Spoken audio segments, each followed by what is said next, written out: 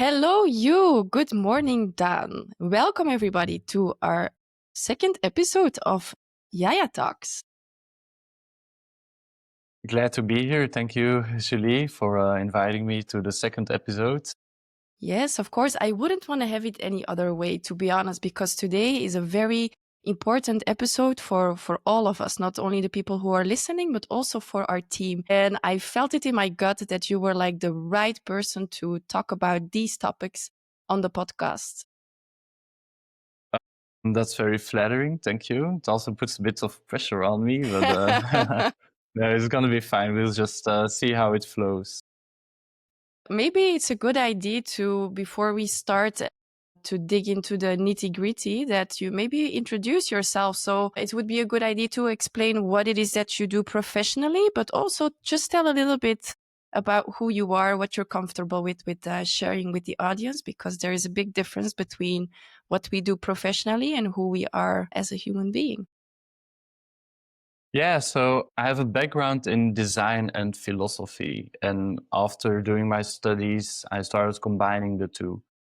So at first, this was mostly building websites and applications, but with ethics in mind. So taking into account privacy, sustainability, overall friendliness of, how you deal with people. I try to stay away from the term user, but just the audience that goes on a website, they want to have a good experience. So we take into account these different values. And then it gradually pivoted towards giving workshops and lectures on the topic of digital well-being. So my background is rooted in philosophy of technology, and we look at how technology impacts the well-being of people.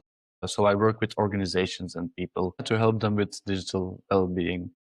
And personally, what I would maybe like to share is that since kindergarten, I wanted to make people happy. I always said as a kid that I wanted to become a clown. Eventually, I became a philosopher. The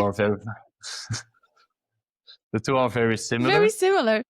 Yeah, we shouldn't take things too seriously. But I think it came from this deep sense of wanting to make people happy, wanting to make people laugh. And as a child, you just think, very simply about, who makes people laugh? A clown. Okay, that's what I want to become. So maybe that's just a short thing to share personally to kind of get an idea of where I come from. I really love that. That's a very good fun fact. And we actually noticed that from day to day, Dan, you always have your inner clown with you. So you succeeded. You made your childhood dream happen. I guess, yeah.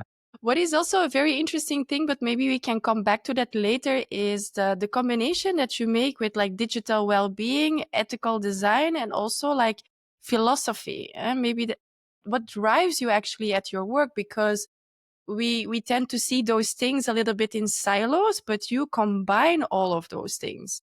What drives you actually to do that and to combine those things? Yeah, it's actually maybe kind of a difficult question. It's just this inner drive, which is hard to explain where it comes from, I guess. It's when I was growing up, I always had this feeling of, that something is inherently wrong with the way we are living. I had a rough time at school. I didn't like sitting still.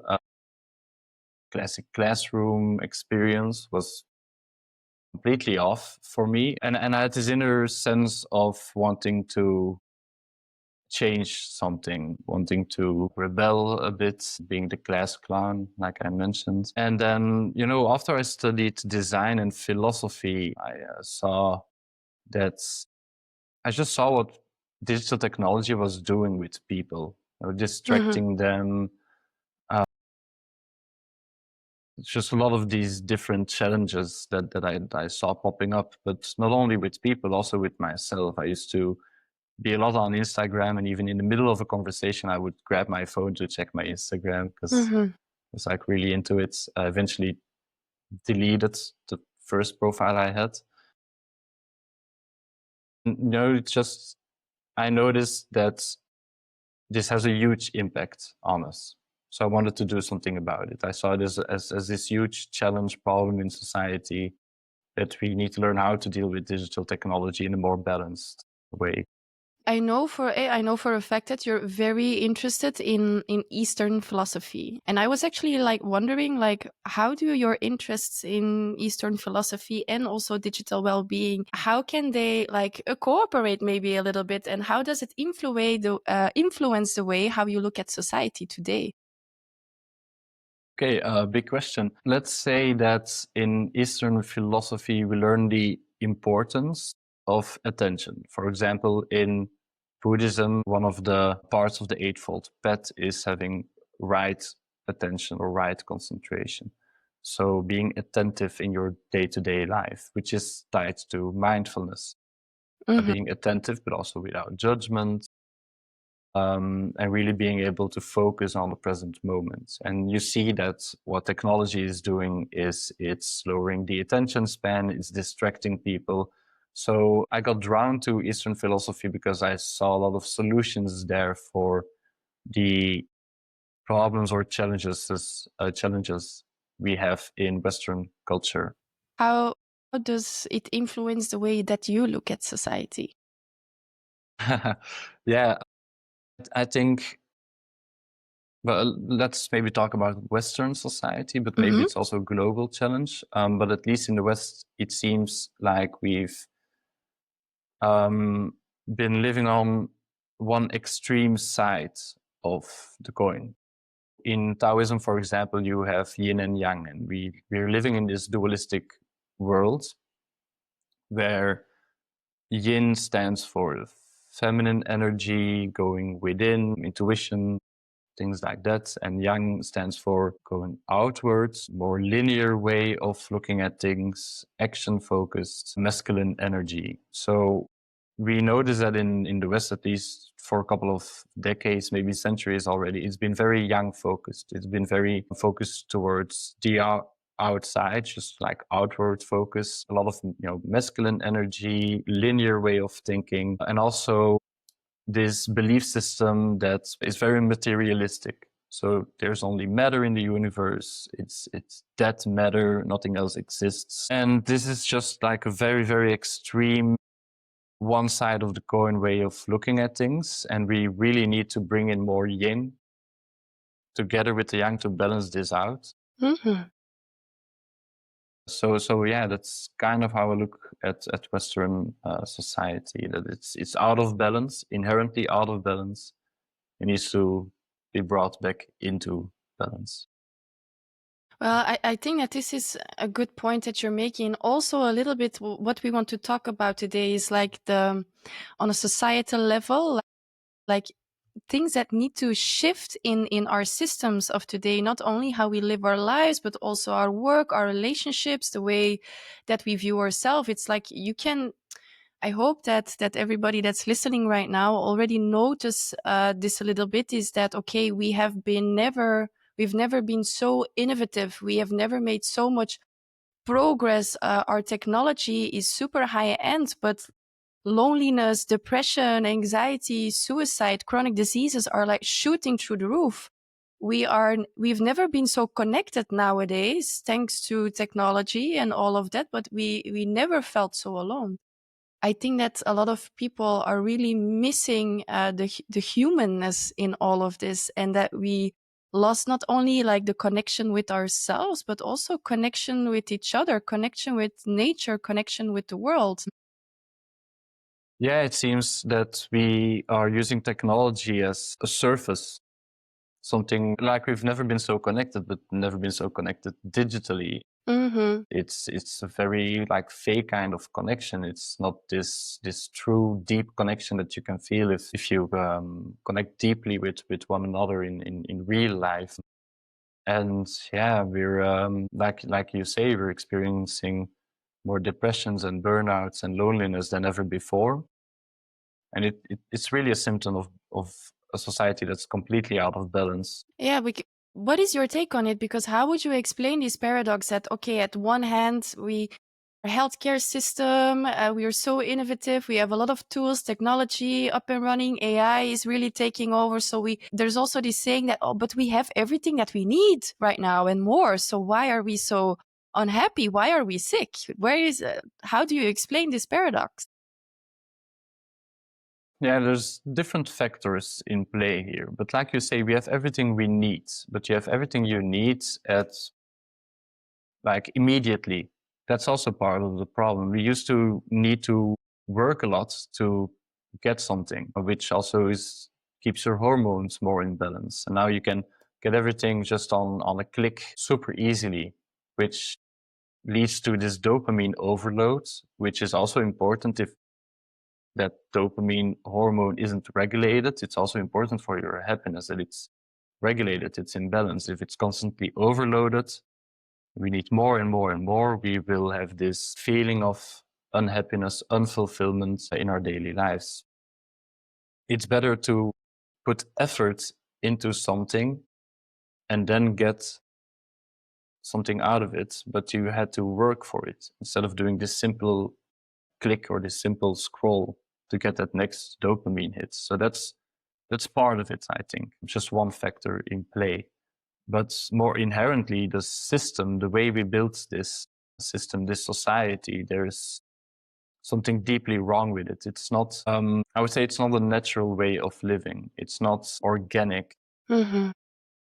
It's not the way we are supposed to live, I think, as human beings. I was actually wondering, and I've heard some people saying it as well. Like, what if all the numbers that are shooting through the roof, like rocketing, like burnout, depression, people who have a like existential crisis and all of that. What if it's that it's actually maybe just a normal response of our human beings to a system that does not really serve us? Exactly. Love that take, Julie, because if you're mentally healthy in a society which is inherently sick and out of balance, that's actually a problem.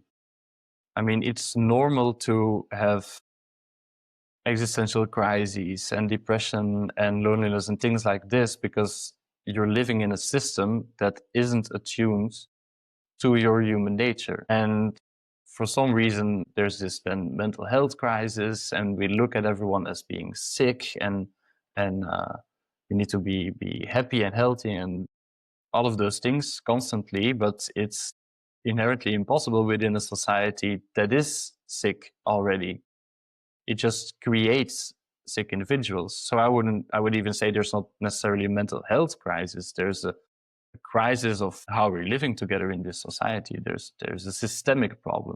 Yeah, the first thing that pops into my head while you were talking was like, okay, but we do have a certain idea of what well-being is, what living a meaningful life, what that is, or what happiness means. What is your take on this? Because I also feel that everything that has been said up until now is bright, but also at the same time, I think that we people don't fully grasp what well-being and happiness and living a meaningful life is. And aren't our expectations maybe too high in a way that we expect ourselves to strive for like happiness and living on a high, like 7 out of 7, that maybe loneliness and having a crisis here and there is also part of life? Yeah, definitely. Again, it's about this balance. You have these different things you go through. You can go through intense suffering, very happy moments in your life. It's about this deeper foundation within you when all of these things pass that you can hold sustainably throughout time. And well, let's maybe talk indeed about well-being. We've never talked about well-being as much as right now, and that's also a system of something inherently wrong within society. We're talking so much about well-being because there's so many well-being problems. Of course, everyone wants to be happy and things like that, but there's also this happiness paradox. The more you chase happiness, the more you push it away, and the less able you are to actually achieve it. I think what's more important is from day to day, when you're living in the presence, to find this inner strong foundation within yourself to be able to live from your authentic self and not get caught up with the turbulence of day-to-day life, and having this some sort of stable way of being able to move through all of this without necessarily constantly focusing on trying to be happy. You just focus on trying to be present, being your true self, which is a different take. For example, well-being. In Greek philosophy, we use the term eudaimonia. Okay. Aristotle, Plato, they talked about eudaimonia, and it's a Greek word. Literally translated, eu stands for good, and daimon means spirit. So you could say it means to be in good spirits. In Greek philosophy, this was also something to achieve, something to work towards. The same goes for the happiness paradox. It's not necessarily something to work towards into the future, because then you always inherently think you aren't having it right now. You're pushing it always towards the future. You're pushing it away. But it means basically to be in good spirit. Now, what does that mean? I think it means to be fine with yourself. You know what your core values are. You have self-love, self-compassion. You can listen to your true, authentic self and live from there. I agree with everything that you say, but I also I see that I can see a lot of people like listening right now. There is this identity crisis going on. Is that a lot of people don't have any idea, to put it in a neat way, idea who they are. And they're like, okay, but yes, I want to be authentic. I want to love myself and I want to have self-compassion, but I don't know who I am. I don't know what I need. And how do I want to have that self-love, but I've been reading all the books and done all the steps that were told me to. I did this retreat and all of that, and it's still, especially in trigger situations, it's still very difficult. A lot of people don't know who they are. Yeah, true. There's different layers to that, I think. In Buddhist philosophy, we have the idea of the non-self. So your perceptions always change throughout time. Your body always changes throughout time. The way you think, the way you feel. There's nothing permanent there. If you look at all of these things, there's nothing that stays permanent throughout time. But at the same time, we have an idea that it does. We have this kind of illusion that we have a self that stays the same throughout time. And it's good. It doesn't mean that we don't need to have it. It's just a way to navigate this world and live here practically. But I do think it's important to notice that all of these things change constantly, and in a very deep sense. The self is kind of an illusion, and you go to this very, very deep layer of the universe, let's call it consciousness or source, which flows through all of us and which is who we are in this deeper essence. The thing that has a more constant force that is constantly flowing through us. But at the same time, we still are here living as human beings, and we have this on another layer, authentic or true self that we can live from and try to find. I think a problem in the West is, if we come from this yang perspective, is looking outwardly to find a solution. We go on a retreat. I mean, it may help a retreat because then you also go to the inside, but we look externally for solutions. It's also, I mean, I think a big problem in society. We look externally for a savior, the next politician that will help save us, because we don't have this inner authority. We're looking for an external authority to tell us what to do, how to live, how to be happy, while the solutions are to be found within. So to find your authentic self is to very honestly, without judgment, do the shadow work. Go inside and look at yourself authentically. And it takes time. Earlier you mentioned there is a lot of existential crisis, and I mean, that's great. I think you need a good existential crisis to find out who you are. Yes, we can both agree on that. Actually, it's all about trying to survive and also navigate in a toxic society. But at the same time, it also carries a lot of weight, like trying to survive in a toxic society. It's because you cannot change the whole system in one day, you know. It has to start with yourself and also to find like-minded people, I guess, who feels the same way, who in spiritual terms, like people woke up a little bit. I want to be very cautious with using that term. But people who are also tired of how life and work and relationships are actually going right now, and they want to do it differently. Yeah. It's a challenge, Hmm. but it's also very interesting times. We by living in this toxic society, we see more than ever a lot of people going within, moving within to find those solutions. And because we've been extreme in this yang energy, at least in the West, there's automatically in nature this behavior to go towards the yin approach, to get more in touch with how we're feeling, our intuition, going within. That's where the solution is. And if you then start working on yourself authentically and honestly, only then we can connect with others in a deeper sense. And we start finding people automatically.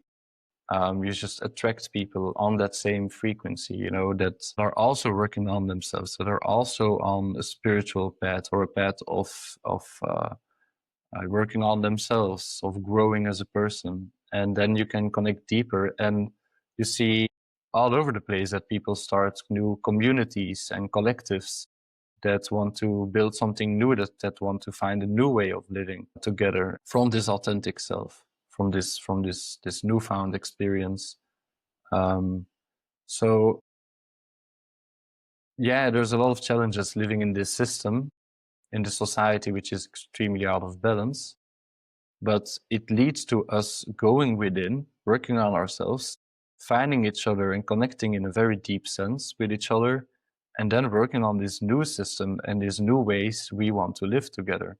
And it doesn't necessarily need to be an off-grid hippie community outside of society. It can be within society that we start doing things in different ways, and that creates this ripple effect within society that eventually may shift the whole system. But how can a person navigate this? Because, okay, let's say that you become aware and that you become conscious and you do want to make those changes, but you work in a corporate setting. Like, for instance, you're an HR manager. Do you need to quit your job, or how can you implement those things also in your work? Yeah, a good question. It's going to be different for everyone, I guess. Maybe some people just do want to quit their jobs. I won't tell anyone to do so necessarily, but Quit your job, build a hippie community.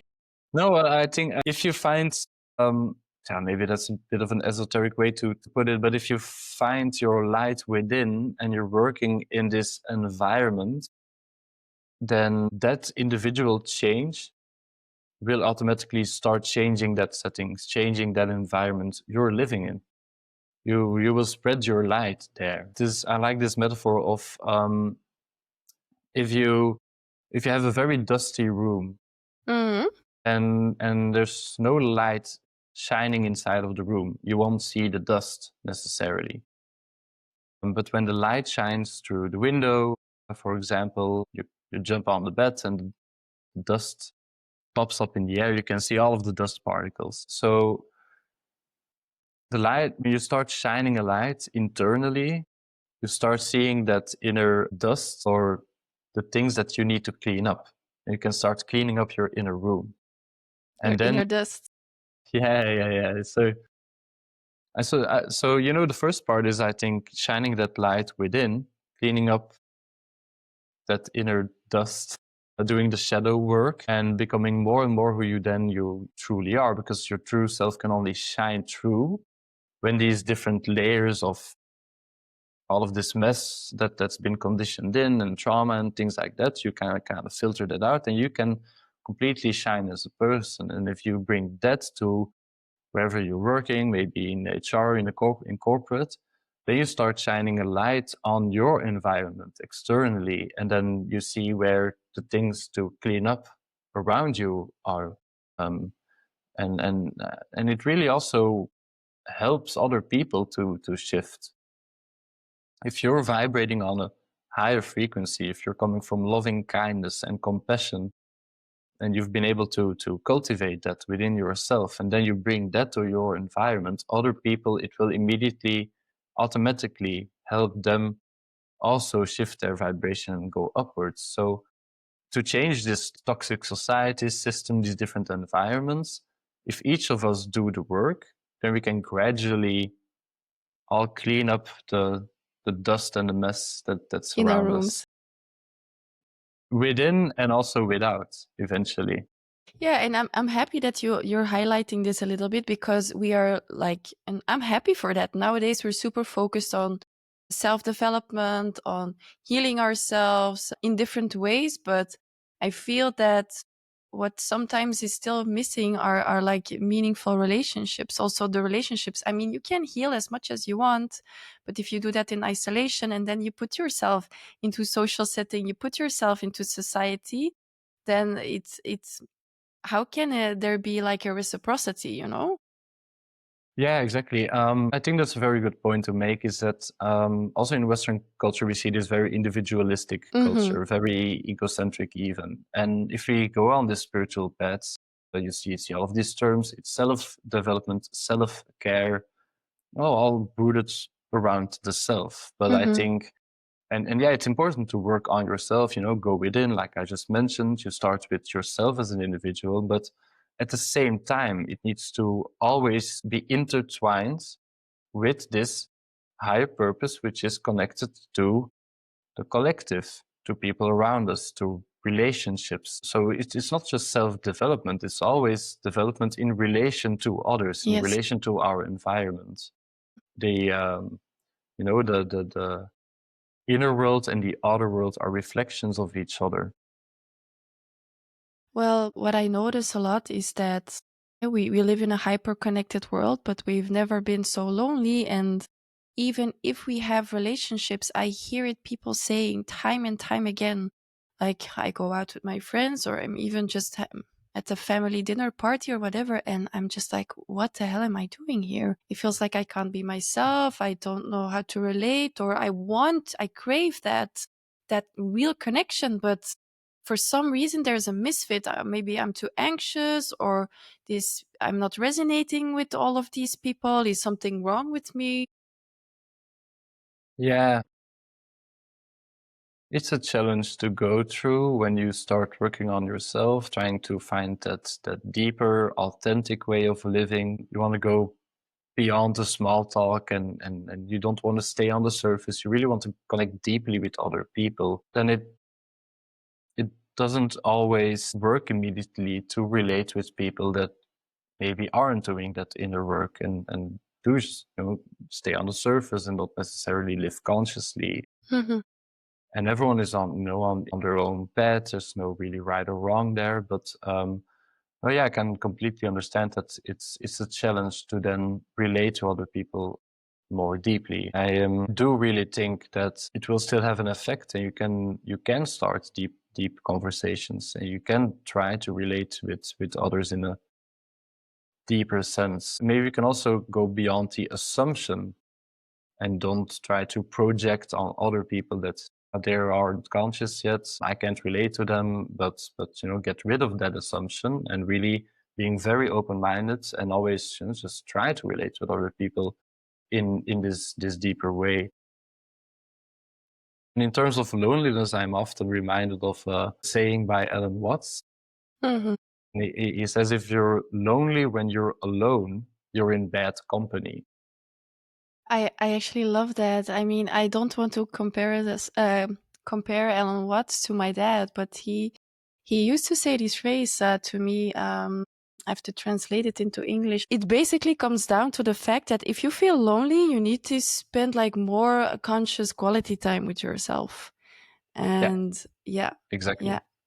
Try to get to know yourself. Yes, to get to know yourself on a deeper level. For example, we talk a lot about meditation, which is great. You train your minds and things like that. But something that's often overlooked is self-inquiry. It's not necessarily meditating. It's just getting to know yourself by having a conversation with yourself. What are like the typical questions that you can ask yourself if you want to get to know yourself? But maybe there's a certain thought that pops in and you ask, where does this come from? Or in terms of self-inquiry, what I often ask myself is, who is thinking this? There's a certain thought that pops up. Maybe it's you're in doubt, you're overthinking, and then you ask like, but who is actually thinking this? Where is this coming from? And then you go deeper within and you start navigating these different layers of your being. Like maybe it comes from the ego that's trying to protect you. Maybe other voice comes from your higher self or true self or whatever you want to call it. Deeper self. Deeper self, yeah. I prefer deeper self or something like that instead of higher self, because it seems that it's somewhere above, floating or above us, not necessarily. But also, not just like which part of myself is talking, but also where is this coming from, trying to understand and analyze your own thoughts, your own behavior, your own patterns. Yeah. And where it might come from. Because if you know where it comes from, that's the first part of changing it. Maybe it comes from trauma, maybe it comes from a sentence that was always repeated to you as a child. So it's just like a baked in pattern. Like, for example, I had the pattern of always thinking, a lot of people have this, I think, always thinking, what are other people going to think around us? What are other people going to think about me? You want to be yourself, but you're kind of limiting yourself because of this pattern, this thought that then what will people think? And then I asked myself, where does this actually come from? And I noticed, I had this insight that my mom always repeated this sentence like, hey, what are people gonna think? If I was a child, I was very hyperactive, weird kid. So I was doing my own thing. And then she often says like, hey, the people, you're too loud for the people around you. What are people gonna think? And if you repeat this question a lot, it's a It gets baked-in pattern. internalized. Yeah. So try to notice some of these ways of how you're thinking, your behavior, and where it might come from. Now, I had a talk with my mom, and together we went beyond this pattern, and she also noticed it. So that's also part of the healing process, that both people involved in a certain pattern that's created, with your family very often, that you talk about it with your family and you get these insights together, not necessarily alone. And that's the first step of go on. That is actually such an interesting topic, because this is what people say, like, you are not your thoughts and you are the thinker of your thoughts. And there is like a big truth in that, because the things that, like, how the way that you view the world and the way that you view yourself, just like random thoughts like popping in is more like, okay, but what has been internalized? What limiting belief or conditioning shaped the fact that I am thinking now this way about myself, or the fears that I have in terms of having relationships, or how I come across, or how I compare myself to other people, because we are not born with those thinking patterns. Yeah, definitely. Yeah, it seems like we often identify with our own thoughts. Yeah. Well, that's not who we are. I like to say that, well, for example, when you're meditating, you let your thoughts just pass by, and without judgments, you don't follow them, like, and go away with your thoughts. It happens, but then you get back to something that you're focusing on, like a mantra or your breathing or a candle you're looking at, whatever. But you let them pass by and you take a distance. You become the observer of your thoughts. And that's already closer to who you are. But you can go even deeper. You can become the observer of that observer. So the one observing the thoughts that's also part of you that you can start observing. And then you go way deeper, and that's much closer to that deep self. So we have already talked about the fact that self-development, going in, trying to trust your intuition a little bit more, having meaningful relationships, because it's not only about self-development, it's also really about the relational aspect also, because like they say in philosophy, I exist in relationship to the other. And what do you think about that? Yeah, there's this illusion of being a separate self, which is a cause for a lot of suffering in the world. The idea that we are a self which is limited and doesn't go beyond our skin and these meat bags we're living in. Meat bags. With all the respect for our bodies, also important. No, sorry, I mean I the already see temple. Laura like, what are you saying? Sorry, that was a bit of a cynical way to put the body. No, I mean the temple for our soul. Yeah, the temple for our soul. Yeah, no, the idea is that we aren't separate from each other. Like inherently, we aren't separate. So, like I mentioned earlier in this episode, is that there's this source or consciousness or whatever we want to call it, this force that's shining through all of us. It's energy that makes us all alive. Literally, it's life energy. And this is inherently who we are all together, and we're inherently connected and not separate individuals. Also, we can be separate individuals. Yeah, and the same goes with objects. An object is only something in relation to the things around it and experience and context. I mean, if you take simply a pen, okay, you write with a pen, so then you need a piece of paper that's in relation to it. You also need you know, holding it and writing it. But if you would think about the pen existing in just empty space, just being there, it wouldn't hold any meaning. The words wouldn't say anything.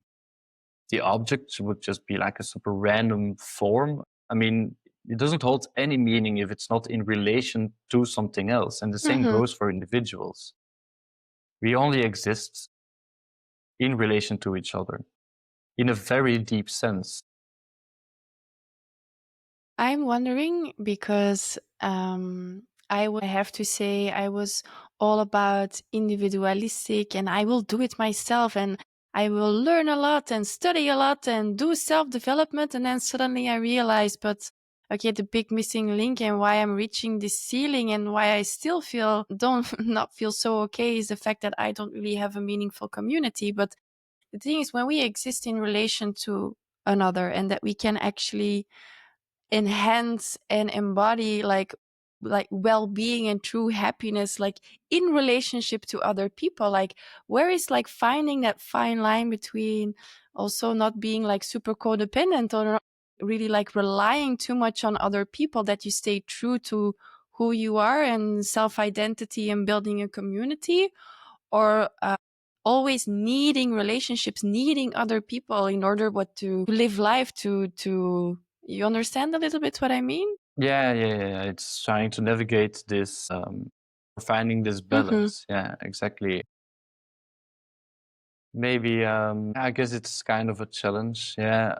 It depends where you are coming from. So if you have this deep sense of not being a separate self, of being connected to this source, and you recognize this source or consciousness in all of the people around you, that you like on a certain level, you really know and internalize and understand that we're all the same, all fragments of the same source, one consciousness.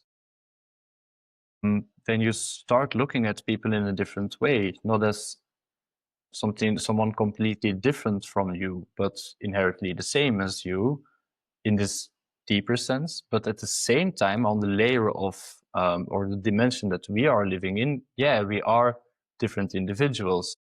And we need to find or navigate the balance between those two perspectives, I think. So staying true to yourself, your feeling, your intuition, knowing where your boundaries are, all of these things are very, very important to then also step into relation with other people around us, with certain set boundaries, with respect, with knowing what your talents, abilities, core values are, knowing what other people's values are, or not necessarily knowing, but at least connecting in a way that's with mutual respect. And I think that the balance is also in holding these different perspectives, knowing in a deep sense that we are all inherently connected to that one source.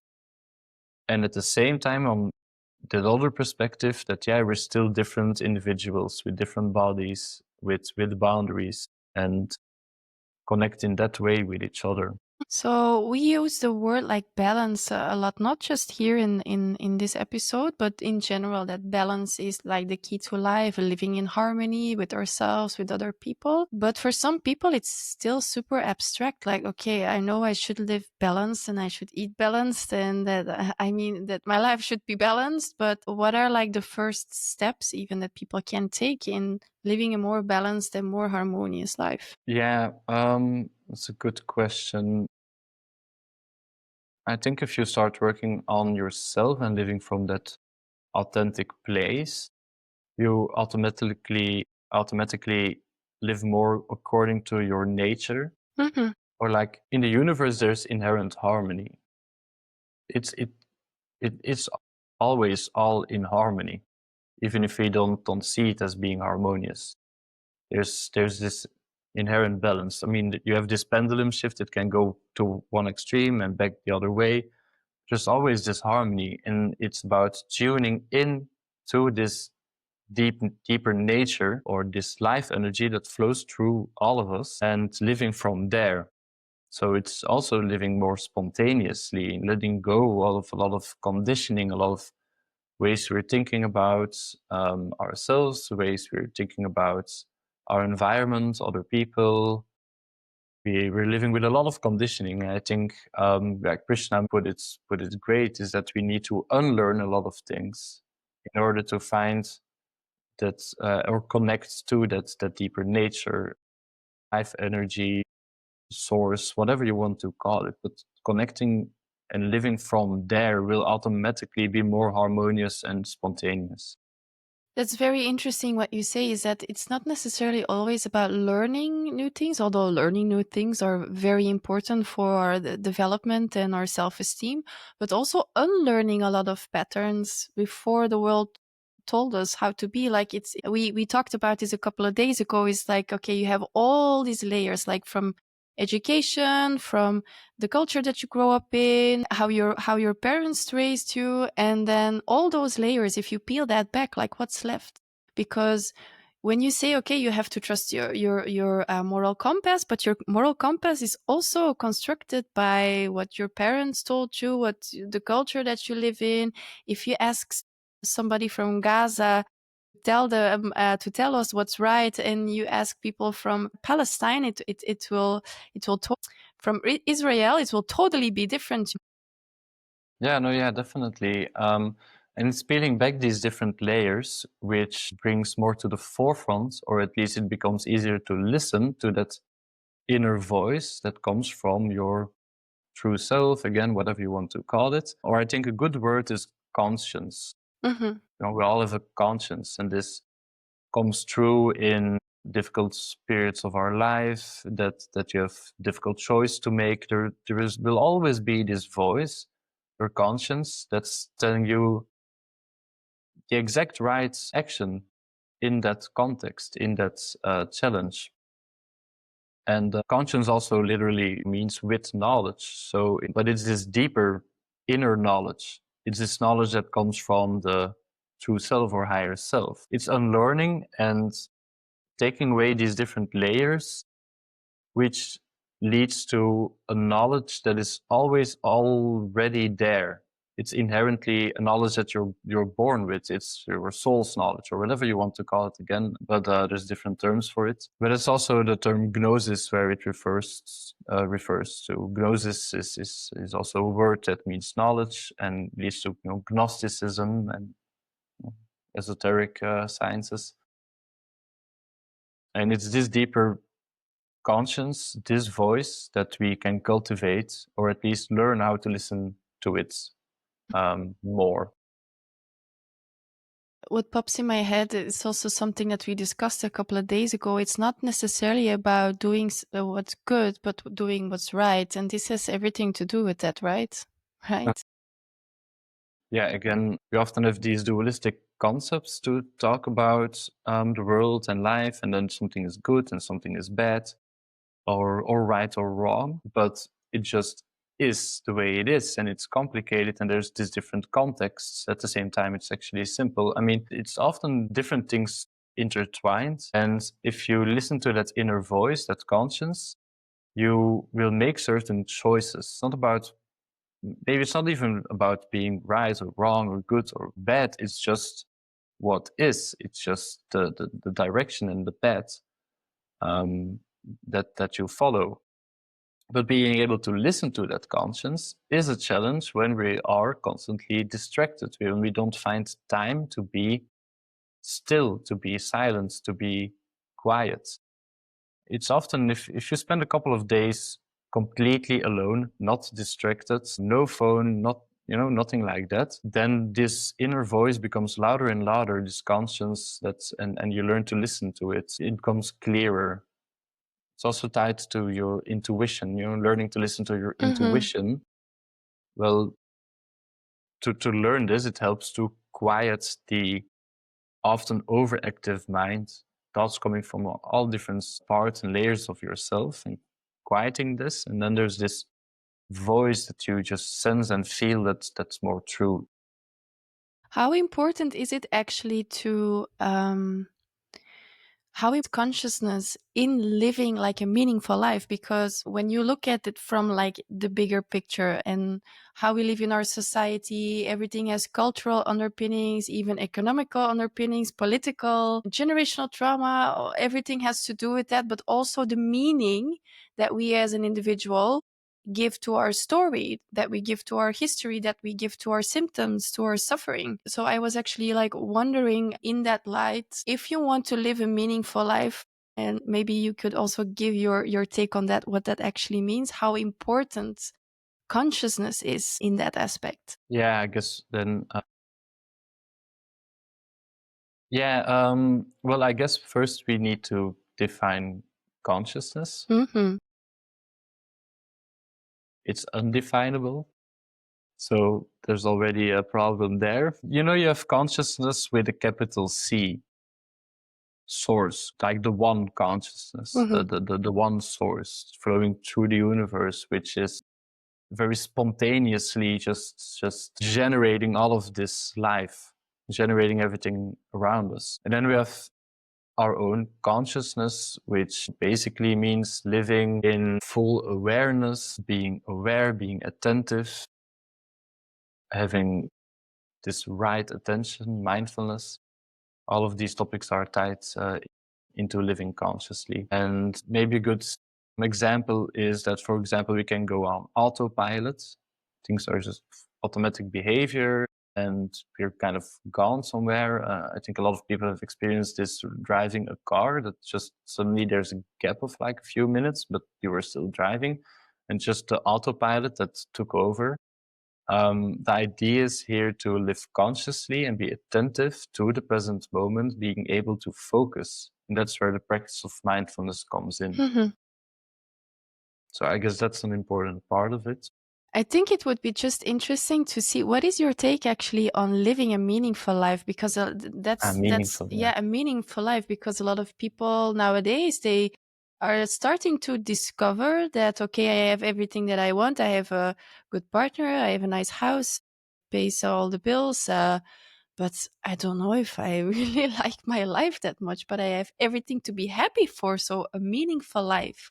living a meaningful life? What does that mean? What does that entail? It will mean something different for everyone, I think, but you can probably find these similar things, similar values, shared values within communities, within environments. But okay, let's go to the basics. The classic question: what is the meaning of life? Classic question. And if we analyze it very rationally, then we could just look at the word life and literally what that means, and it means to live. So we could say the meaning of life is simply to live. That's it. But then we can ask the question, well, what does it mean to live here as a human being? And this will have different answers. There's not like one answer that fits everyone. Maybe in general, we could say that we are here to learn. Still, like I said before, we need to unlearn a lot, conditioning, patterns, things like that. But inherently, we're also here on Earth School to learn a lot of things, to gain insights, to take things with us after this life. So on the level of the soul, let's say, or spirit, there are important experiences to learn here. And I think that counts for everyone. And finding this meaning is then very much tied to how we view ourselves and the world. We lost a lot of meaning. There's a crisis of people not finding meaning in life, because we also came from this deep-rooted materialistic way of looking at the world. If all matter is dead and after life there's nothing and there's just like blackness and emptiness and empty space, and everything is just like a dead matter, then in that worldview there inherently isn't any meaning. And it all just happens randomly and doesn't, I mean, that's just a weird philosophy to live by, I think. And also it's just inherently wrong. We can recent discoveries in quantum physics and things like that, but also in just having this maybe deep and mystical experiences, then we just automatically learn that no, it's not just that matter, there's a lot more to it. There's this whole invisible energy field that flows through everything. And if you know that that's the case, then you have a perspective or worldview that leads to finding also meaning within things. Maybe tied to this is, for example, something simple. You know what Carl Jung called synchronicities? There's these meaningful coincidences. So if we have the perspective of a very like rationalistic or materialistic perspective, then coincidence is just coincidence. Something happens and it happens. But if you become more conscious, then you learn that coincidences are actually can be very meaningful. And that's when we call it synchronicities. Some examples, I think everyone has experienced this, definitely. Like you're thinking about someone and then they call. Or there is this thought that pops up and then that's exactly what happens. And maybe you can give an example, Julie. You probably have also had beautiful synchronicities in your life. Of course, many. Still, I have to be honest, the last couple of years I've been opening up a lot to this world. But I come from the mindset that you described earlier, very conventional, like when you die, nothing is there, like all hard matter. I have to be honest, the last 5 to 6 years, am opening up to a lot of those things and a lot of synchronicities as well. For instance, there is something with numbers, like especially like 1111 or 2424, 2323 is all of those things. And I mean, you could be like, okay, this is a coincidence, but you can also like find meaning behind it, which I think is a way more beautiful way of living your life than, like you said, a little bit magical, a little bit Exactly. mystical, than just be like, okay, this doesn't really mean anything. I think also after my grandma died, also a lot of very like coincidence, like things happened, but which I could see as a sign of that I'm still very connected to her. I think that is a way more beautiful way to live and to grieve and to love in general. Yeah, yeah. No, yeah, exactly. Yeah, I have a few examples myself.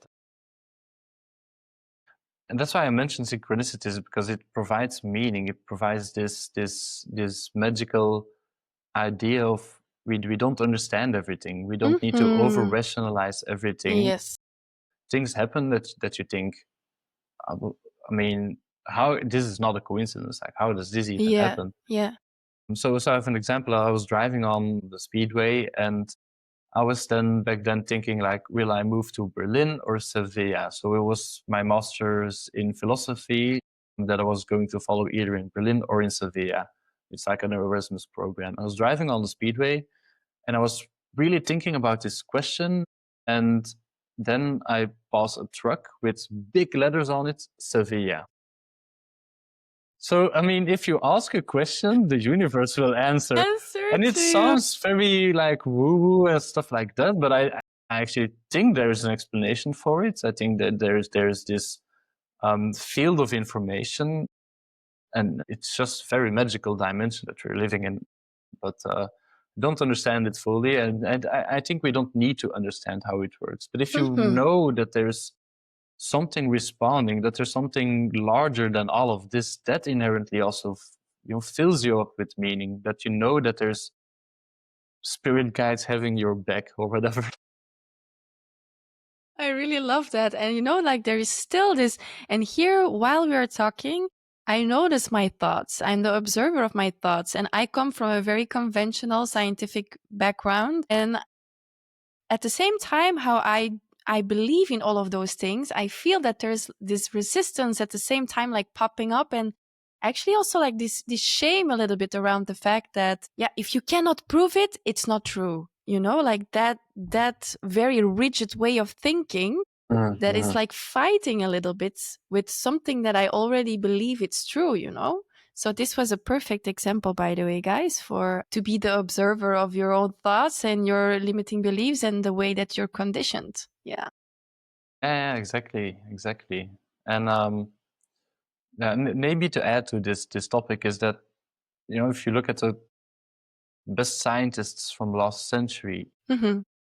David Bohm, Schrödinger, people investigating quantum physics and things like that, they often went out to prove, for example, that everything is just that matter. And they have this question like, how is this all possible? How is the universe possible? Stuff like that. And all of them come to the conclusion that there's this deeper source or energy that flows through everything. That's the only way to explain it. And if, again, you know this and you can get in touch with it, this worldview will lead to a more meaningful life and experience. Well, there is something about the way that how you go through life and look at things with curiosity and with wonder, with awe a little bit, and Mm. try to find the magic in it, try to find meaning in it is such a better way of living than just, I don't know, being very, yeah, rational is not the right word, but being very rigid about all of those things. But Yeah, you or can, very skeptic. yeah, very skeptical, exactly. But there is also, this is one of the things that colors like living a meaningful life. Like, what about like purpose? Because having this idea that at the same time you come onto this earth because you have a life's mission, it is beautiful, it's very empowering. It's also very altruistic, but it can also be a little bit, if you don't watch out, like you're very much in your ego, maybe like that you're like super important, and you know a little bit what I mean? Yeah, no, exactly. Yeah, I would say that purpose is also finding this inner navigation for life, by knowing what your core values are, your talents, your abilities, Mm-hmm. but inherently connected to a larger purpose, something that goes beyond us. Purpose, find your purpose in one's life is not necessarily all about you.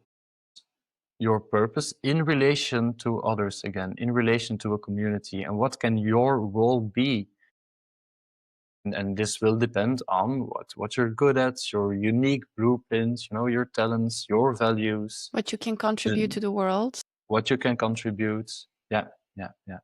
So by learning who you are in this deeper sense, like we've talked about, you're able to find which role that you can play. Mm-hmm. And then you can do it on purpose. Wow, see what you did there. Sorry. No, but there is something in it. And actually, like living a meaningful life and striving for purpose, I believe it's something that everybody should be super aware of. I think it should be a human basic right, basically. And Yeah. it's not only about, okay, what you can do, how you can serve, but also the own benefits that you gain from it, like psychologically, but also physically. I think there are like a lot of health issues attached to the fact that somebody has no idea who they are and that they're not satisfied with their lives in general. Like it could be in the workplace, it could be in their relationship, or even just where they live. So yes, purpose is living a meaningful life is a big thing, you know? Definitely. Yeah. Also in Greek philosophy, the like I mentioned earlier, to be amazed or to wonder, to ask questions, and just still be, like a child in this world, in awe of the world and of experience and of things happening. That's the basics. And then that also leads to, like you say, if you have this meaning and you find your purpose, this is related to mental health, physical health. Mm-hmm. It's all just this holistic mingle of these different layers again. Mentally, physically, emotionally, you will feel better if you know who you are, if you find meaning, and if you can tap back into that perspective of the inner child that is in awe of everything and tries to understand instead of thinking that you know already. What are like certain tools that you would recommend somebody who's listening? Like, okay, I have a life's mission apparently, or I need to discover not only what I'm good at, because sometimes you can be good at something, but you hate it. So that you have this thing that, okay, I'm good at it, I'm in a flow state, I love it. And at the same time, it's also helping other people in some way or another. Like, how do I find out? How can I uncover that? I think there's many different tools and it will depend on what you resonate with. Mm-hmm. But for example, finding out your unique blueprints and how you navigate your energy and how you, which environments you fit in best or you can really thrive in. A tool for this would be human design, which I think you will discuss in the next episode with Celia, who Yeah. is an expert in human design. And jinkies. Yeah, and also again, maybe people may be skeptical about human design and where it comes from. It's if you look at, let's say, new science and quantum physics and things like that, part of the reason that it works, and I really think it's crazy how accurate it can be for people, is that it's, when you're born on that time and date, there's just certain light particles in the air that are drawing something up in your DNA and giving you this unique blueprint, and it tells you a lot about you. So, okay, maybe that's a bad explanation, but No, I'm all ears. Already a short introduction, Celia. Thank you, yeah, Dan. giving an introduction to episode 3. So yeah, I think that's one tool. Well, I was also very interested in astrology, so you can also look up your birth chart, but I think human design goes even a bit further than Yes. astrology. It has some astrological elements to it, but it goes a bit further than that. And other tools, one of our team members at This Is Jaja, Jonathan, he has these workshops called Lego Serious Play. So he Lego to work with visually and play with and guide you with all of these different questions. find out more about your talents, who you are as a person. So that's one tool that I think is also very, very interesting. And it's a very interesting approach of learning this through play, which is a very important part of life, being able to play still. Playfulness. And then, again, there's many other tools, also meditation and mindfulness, of course. Ikigai. It's important. Ikigai also. Ikigai. I would also say philosophy, but again, it seems like might not resonate with everyone. Gaining knowledge from Eastern philosophy, but even Western philosophy, or even secret esoteric teachings in the West are very interesting. To learn more about how you work and how you have these different layers, the shadow, the unconscious, the conscious, the higher self. Carl Jung talked about this as well, but learning these things as well can help you also navigate yourself when you're trying to learn who you are. I think it's like you said, very important. It depends on who you are, because the tools, there are a lot of tools that are existing these days, and it needs to meet you where you are. If you're very rational, very pragmatic, and having like a difficult time with just hearing the word spirituality, I mean, there are a lot of tools that you can use to your benefit that will meet you exactly where you are.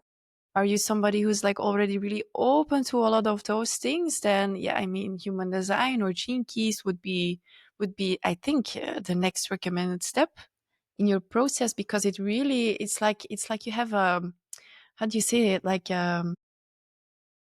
It's like you have a manual for your, just who you are, and how to live your life accordingly to who you are, basically. Yeah. For me, that was such a transformation point, to be honest. But that's for the next episode, guys, because otherwise we will sidetrack too much. I think that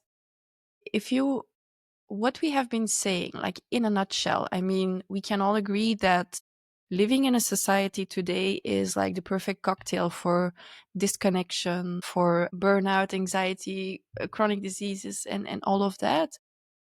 To keep it in the medical terms, what would be one of the perfect vaccines that you can give yourself in order to step out of that a little bit, or to become more aware, or to have more meaningful relationships? With the risk of repeating myself, the first thing that pops in my head is self-inquiry. It's not just mindfulness meditation and just patching things up. But explain what self-inquiry is, because some of the people, maybe it's the English word, or some people don't even know what that means. Self-inquiry.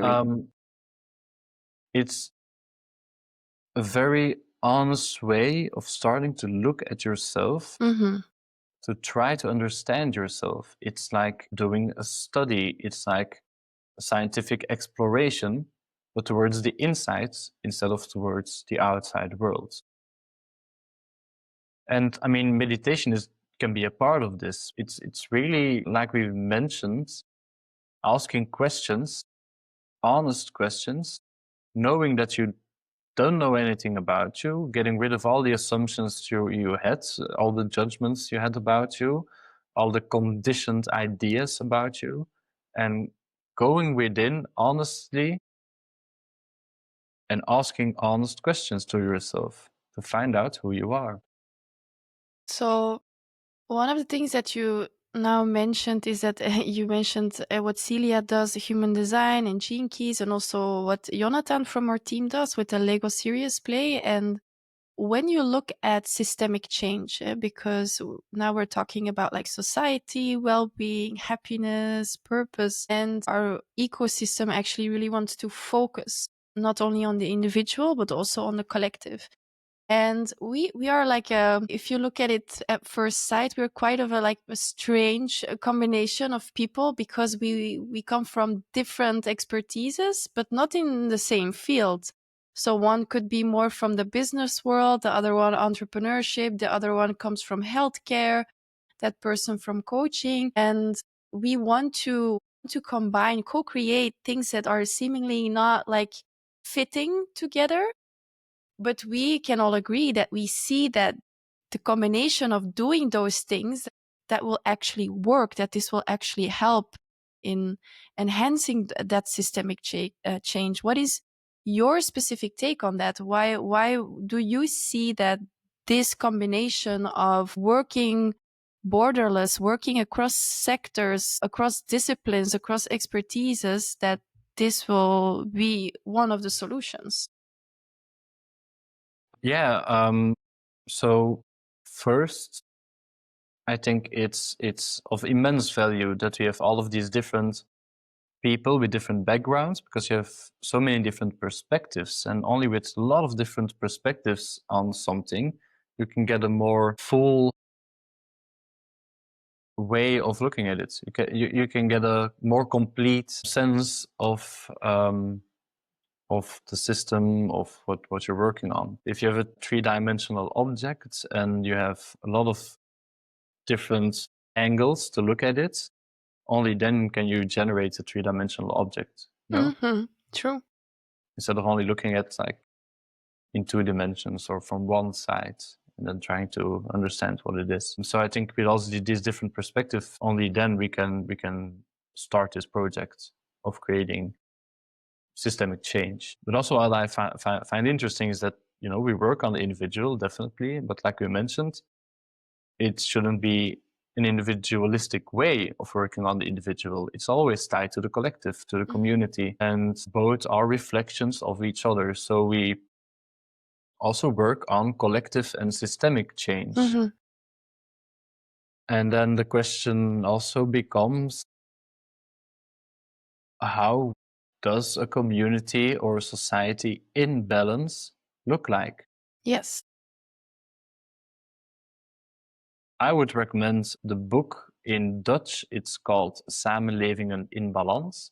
In English, Societies in Balance, I think is the name, by Maria de Vries. Mm-hmm.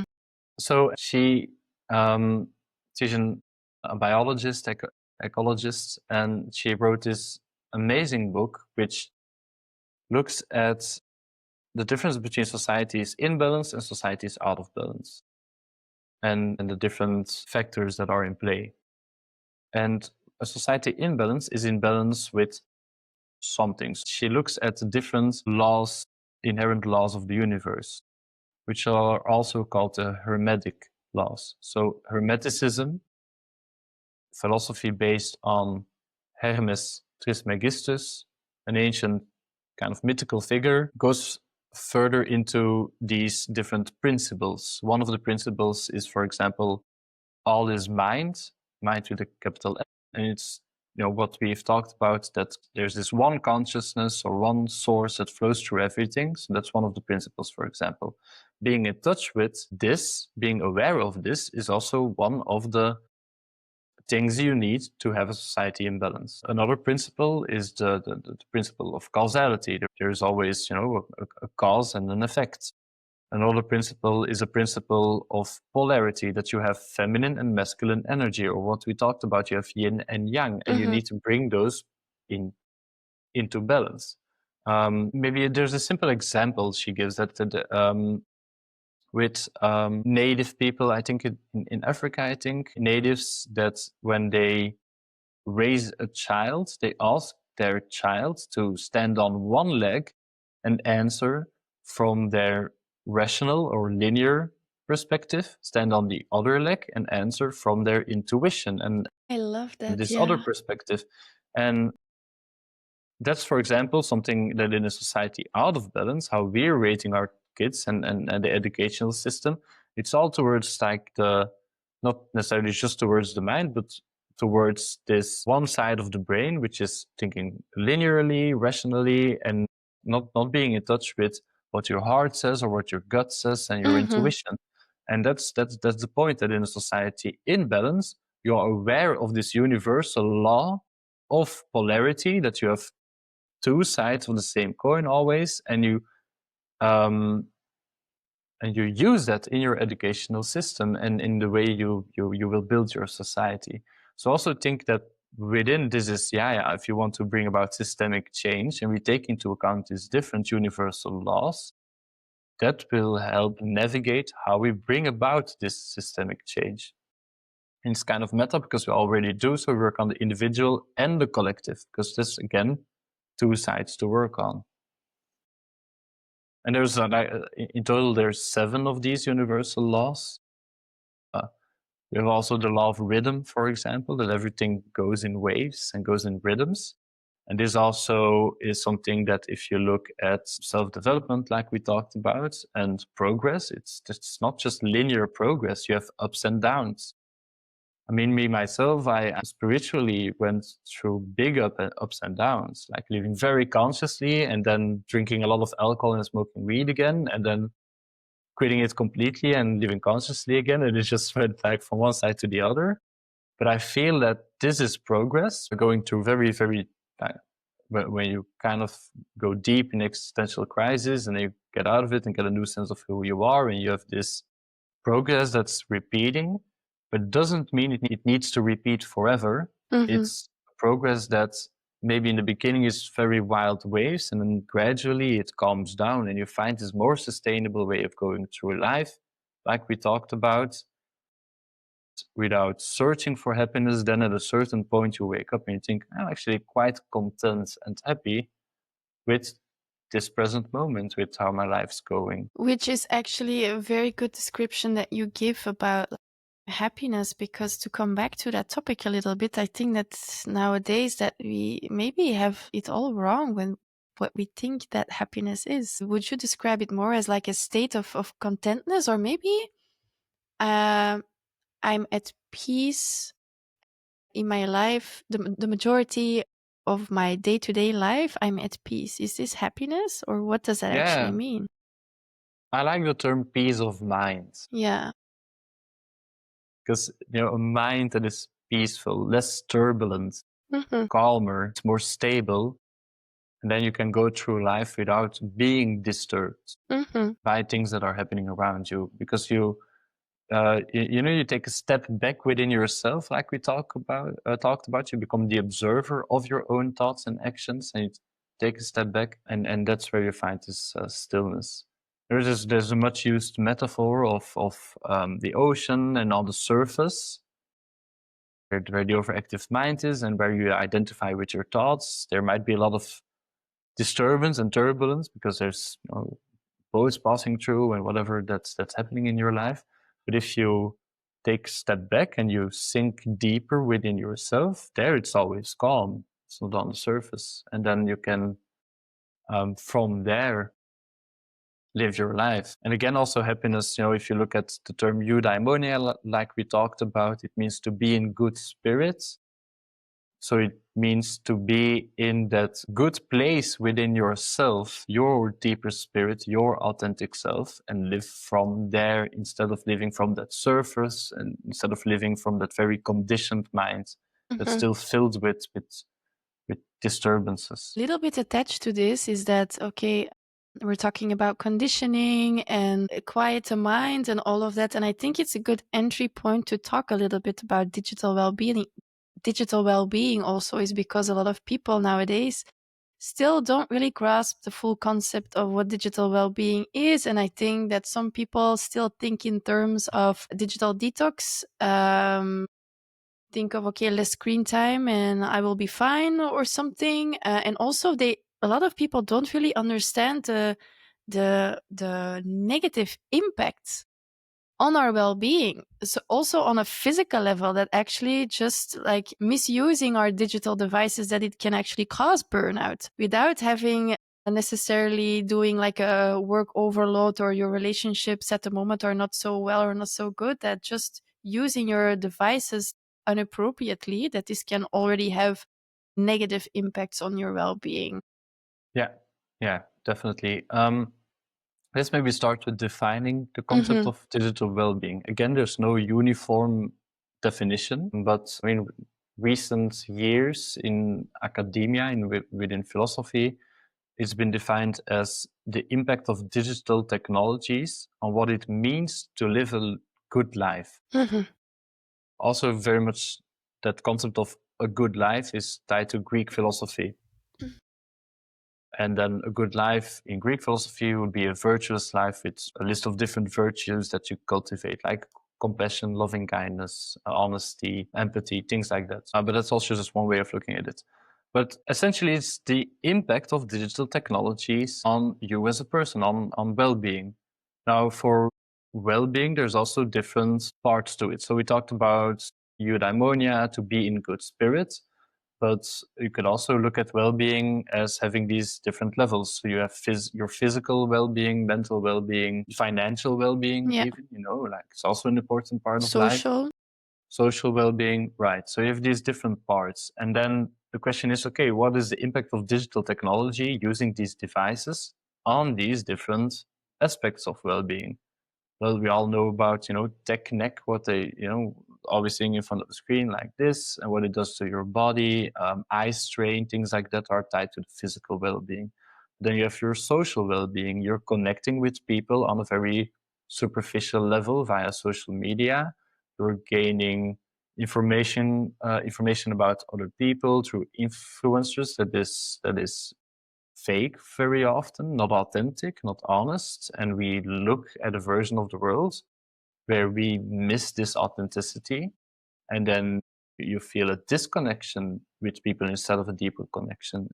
So there's different elements to this. Now, in sociology, there's a researcher at the University of Ghent called Marieke van den Abelen, and she looks at mobile connectivity and defines digital well-being basically as finding the optimal balance, again, balance, between the drawbacks and benefits that are brought by mobile connectivity. Mm-hmm. So I also like the way that she looks at it.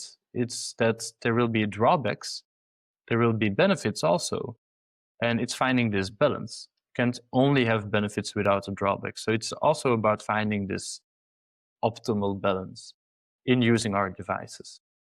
Now, then very often within the digital well-being sphere, we know the terms, for example, to digitally detox or to completely delete all of your social media, and all of these kind of black and white approaches, kind of radical approaches to it. I think that we can use it also in a more harmonious and balanced way, which again will be different for everyone. But instead of just completely cutting off technology for a week, or I mean, it can be very awesome to do so. It's cool, but then eventually you need to go back, and we are in this context right now that we need to use it for work, for our personal lives. So the idea is how we can gain control over our devices again, instead of our technology and devices controlling us. And then it's not just detoxing that will help. It's having the device with you, but then still having control over it that will help. And that's a challenge. But there's a number of tricks you can do. It's, everybody knows about, notification settings and things like that. But I like to use the term or the metaphor of a digital diet. We have certain habits, we consume certain things online. That is similar to the consumption of food. You can have fast food or healthy food, and you can have, for example, doom scrolling or content that doesn't bring you anything. And then you can have content like documentaries and things that you learn from on YouTube, whatever, that actually helps you in this process of self-development, learning who you are. So it's not just cutting screen time, it's also what we do online. Mm-hmm. And I think that's an important difference. I did this test that I had to put like a stripe on paper every time I wanted to reach out to my phone. Okay, somebody can call you or text you, then you have this incentive to take your phone and to get to get the message, right? But how much you take your phone without any purpose, and I was a bit ashamed of how many times I'm grabbing for my phone without an immediate need of having it. And I think that this Yeah. is also a good one to just as a test for yourself, that the next 2 hours or something, you put like a paper, and every time you want to grab your phone, to just put like a stripe to see how much you're already unconsciously like grabbing for your devices when it's not like really necessary. Yeah, well, exactly. Yeah, that's a very good example of having this small practice to become more aware of your own digital habits and your behavior. And that's what it's about. It's not using it unconsciously, but using it Yeah. consciously with intention also. I think in these days what is very important is both intention and attention. So what we focus attention on, it's, I sometimes say there's two spiritual currencies. It's time and attention. How you spend your time and what you pay attention to. And that's very important. But also doing things with intention is very important. And that's related to purpose, actually. We often say you do something on purpose. Yes. It's not related to like the bigger purpose that we talked about, like life's mission and things like that. But doing things with intention, on purposefully doing Yeah. things. Knowing that you want to achieve something, and that's why you grab your phone instead of unconsciously grabbing your phone and then just like in a pinball machine being just thrown from here to there and losing complete control over that device. I don't really know like the whole explanation of the neuroscience behind it, but I don't know if you're like um known with the concept of popcorn brain.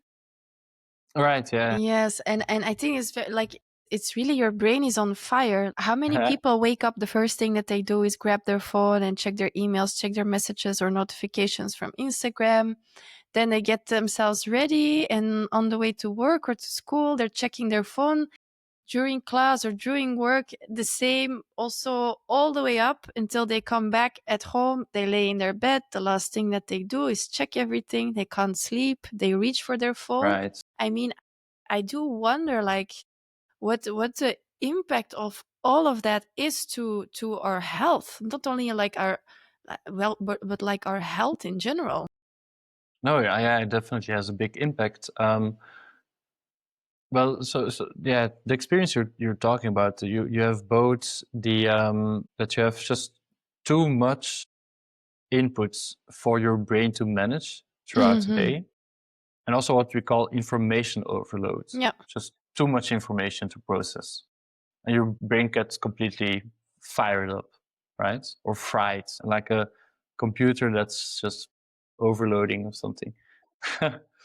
And yeah, and I don't need a so screen for that though. that's yeah, recognizable.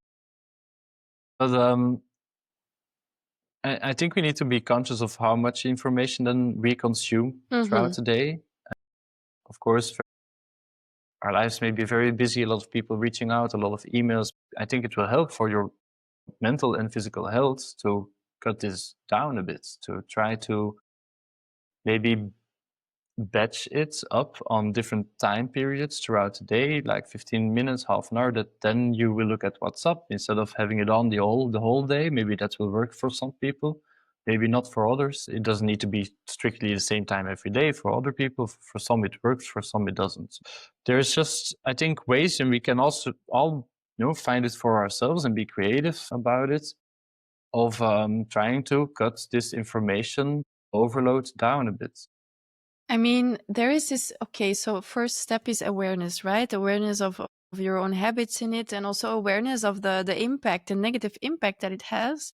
But at the same time, and it's like, it's also addictive, right? And especially I'm talking to certain people who are having addictive tendencies or neurodivergent people who are looking for the next dopamine hit. Like, it's like, okay, I know it's all bad for me, but when I'm bored or when I feel empty or when I'm like socially anxious or like it's an easy tool also to not feel your emotions, to escape what it is that you feel, because taking your phone and doom scrolling on Instagram is the best way how to avoid inner turmoil, right? Yeah, I guess. Yeah, yeah, yeah, true. It's really, we're actively looking for this distraction because, yeah, like you say, it is addictive. It's also addictive because of, we mentioned it earlier in this episode. I think the dopamine hits that you get, and you get them so easily, and the more you get them, the more you get accustomed to that dopamine, and you want more and more and more of it. and that's also part of it, making it addictive. But then also in design, that's what I saw when I graduated as a designer, is that they really use these addictive design patterns. Mm. On social media, it's the idea behind the infinite scroll and the feed and things like that is based on slot machines in casinos. Same psychological background is used there, that you can just infinitely keep going and always like refresh and reload and get new things, new content, new awards, rewards. Sorry. So that makes it very addictive. They really know how to hijack our brain, and it's a big challenge then for all of us, because they're very good at it. You know, people designing social media and designing these platforms to make you addicted to it. But what helps is then trying to become aware of it, like you said, and really working on yourself, becoming more attentive and mindful in your day-to-day life really works. At least it works for me. Practicing mindfulness, practicing meditation, and making more conscious choices with intention. Now, what helps there is also doing certain settings. You know, you can block certain apps, for example, so you can't on autopilot access them immediately. You can also, every couple of weeks or so, change the places of your apps on your phone, putting social media in maps, but then also changing the location every couple of weeks. So it won't be automatic, you know, muscle memory that you immediately go to Instagram or something. But again, there's this friction that you build into the design of your own smartphone. It makes it harder for you to automatically go to a certain app. Mm-hmm. So some of those tricks can help you as well Okay, that to is get back into that awareness. okay. Now, what this brings up with, to me is also just a little like hint of frustration in a way that we talked about everything on a societal level, right? And that it has different underpinnings, and that technology and digital devices are actually a bigger problem than we might think at first on a societal level. But now we have to fix it as an individual. And I really wonder, where is like the collective responsibility? How can we, as a society, or maybe, I don't know, in our workplace or in school, how can we, because that's the thing. When you look at kids now, they all have like an iPad. They come home and they need to do their homework on their iPad, and then they need to go to sleep. Mm-hmm. So this for me is also a big thing. Like, Yeah. okay, how can we do this? What would be your advice to give on a societal level a little bit? Like, how would you approach this? Yeah, good question. Well, I think there's already good work being done, but sadly, it always comes a bit too late. In primary school, they're banning smartphones right now, which Mm-hmm. well, it seems like a black and white approach, but I actually think it's a good thing to do. Yeah, Mm-hmm. okay. But then still maybe in some classes actively help them use their smartphone in a more conscious way instead of just all the time not using it and then after school just doing what they want on it. You also need classes to, like you had sex education, you need like smartphone education or something in school as well, Exactly. right? So it's not just like we're getting rid of all of it. Um, but it's something already. And then yeah, from the EU we have certain laws and regulation, and they're trying to tackle the big tech companies that they can do whatever they want and they need to cut down on addictive design and stuff like that. But it's always not enough. And it always comes too late. So yeah, what we can do as a collective, maybe the most honest answer there is that I really don't know. Mm-hmm. But we can try to start living more organically Mm-hmm. and really think about in communities how we want to use technology with purpose again. What's the use of the technology within the context of our community and how can it aid us in certain things we want to achieve? And then that will, maybe that's just that perspective will change a Mm-hmm. lot already of how we are using the technology. There's a lot of things we're doing online that's just complete unnecessary. I mean, the fact that the term brain rot is a known term right now is Brain what? fucking brain rot. You Rot. know, you have this Yeah, yeah, yeah.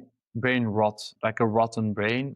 You know, you have these Italian brain rot memes, which inherently don't mean anything.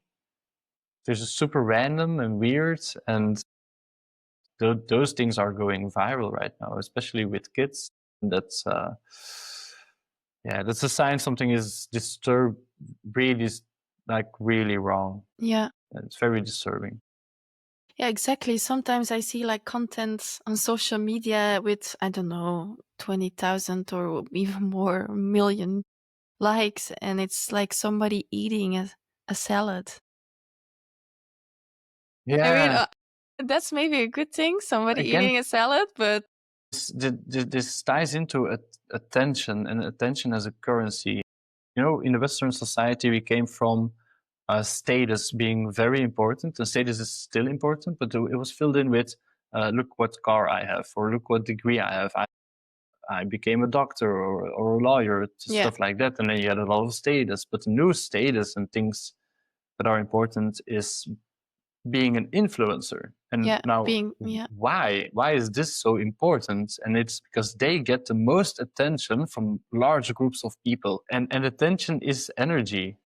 And there's also this saying that you know, where attention goes, energy flows. So you give these people a lot of attention and energy, and they, yeah, back and in it's so our day, superficial. when you asked a child, what do you want to become? They said like a clown. And now they're Yeah, saying like, I want to become an influencer. yeah, exactly. It's so fucked up. Um, yeah, sorry. Yeah, it's very disturbing, I think, because, well, maybe if the influencers would influence people on spirituality and things like that, but I don't mean false gurus, but just giving the example of living from your authentic self, being Mm-hmm. very authentic online instead of fake and superficial. And it's so decadent. It's about food, it's about being sexy and your body, and those Mm-hmm. are the most popular people online, and just so weird. But it's a classic symptom of the society we're living in. I'm You know, there's actually, this documentary.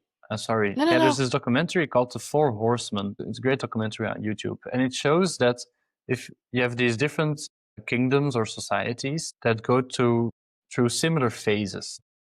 There's also this saying that history doesn't repeat itself, but it rhymes, and this is a good example of this. You had the Roman Empire, you had the Spanish Empire, and then we have, you know, right now kind of Western or maybe American Empire, and it goes through 6 different phases. And I won't mention all of the phases. You should check the documentary. But always before the empire falls, before the collapse of a society, the last phase is called the phase of decadence. You see very decadent behavior. Food becomes very important. Sex becomes very important. There's this symptom of, also in the Roman and Spanish empires, that chefs, for example, people cooking foods, they will get a lot of money. And then also the gladiators, or the people that make sure people are distracted. So the people that play football right now, or movie stars, they will get a lot of money and status, and wow, they are so important. And now we have the influencers. I mean, and what are they showing?